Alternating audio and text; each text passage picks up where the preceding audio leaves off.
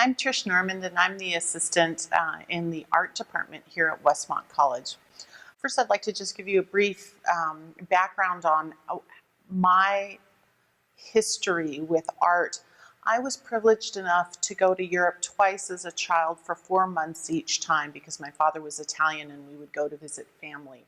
My mother adored art, and we spent the bulk of our time either in museums or in churches looking at the masterpieces that have been created from artists around the world, but that are located in various churches and museums around Italy.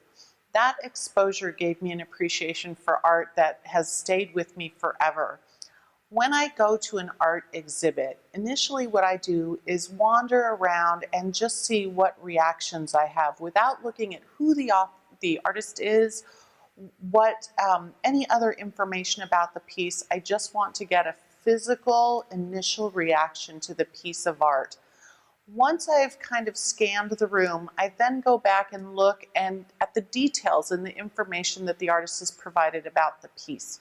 This particular piece by David Young Cameron just caught my attention. It has a captivating kind of ghostly quality that I really enjoyed. And as I read about the piece, I read about both the fact that the artist is Scottish and has a religious background. His father was a preacher, and that the subject matter was something I adored. It were baths in Rome. When I was a child, I loved going to the historical sites in Italy and spent time both in Pompeii and Herculaneum looking at the baths that were elaborate with their mosaic tiles and just splendor that the people used. This is a picture of the second largest Roman bath house of the time. And the contrast is that the way that Cameron has portrayed it is dark, foreboding, massive, ghost-like in some ways. It's such a juxtaposition to how the Romans intended it to be, which was a place of opulence and power.